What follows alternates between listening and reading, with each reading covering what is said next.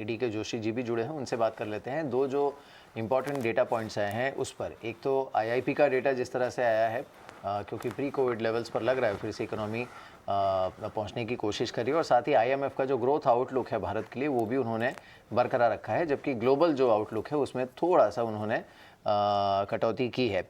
जोशी जी, तो ये अच्छा ही संकेत बनता है। Morning to you. आप कैसे देख रहे हैं इन दोनों इंडिकेटर्स को? देखिए, आईआईपी तो रिकवरी एक तो बेस इफेक्ट के कारण है। पिछले साल इंडेक्स ऑफ इंडस्ट्रियल प्रोडक्शन ने इतना अच्छा परफॉर्मेंस नहीं दिया था। दूसरा यह है कि जो पेंट अप डिमांड है और फेस्टिवल सीज़न भी आ रहा है, तो ये सब चीज़ें आईआईपी को थोड़ा सा पॉजिटिव टेरिटरी में रखेंगी। पर साथ में मैं ये भी कहना चाहूँगा कि आप अगर देखें तो कुछ कंस्ट्रेंट्स भी इमर्ज हो रहे हैं इंडस्ट्रियल प्रोडक्शन के लिए, खासकर ऑटोमोबाइल सेक्टर में, जहाँ चिप शॉर्टेजेस के कारण सितंबर में कार की डिमांड, कार की सप्लाई रादर, डिमांड तो बहुत स्ट्रॉन्ग है, सप्लाई पे असर पड़ा है।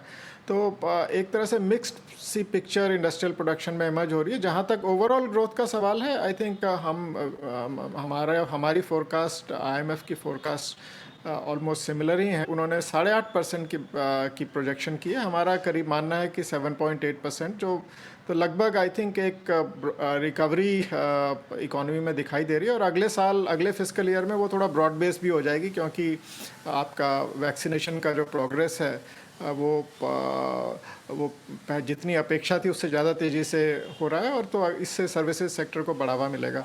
तो ये तो एक तरह से पॉजिटिव एस्पेक्ट्स हैं। बट आईएमएफ, क्योंकि आपने आईएमएफ के वर्ल्ड इकोनॉमिक आउटलुक का मेंशन किया, उन्होंने दो चीज़ें कही हैं।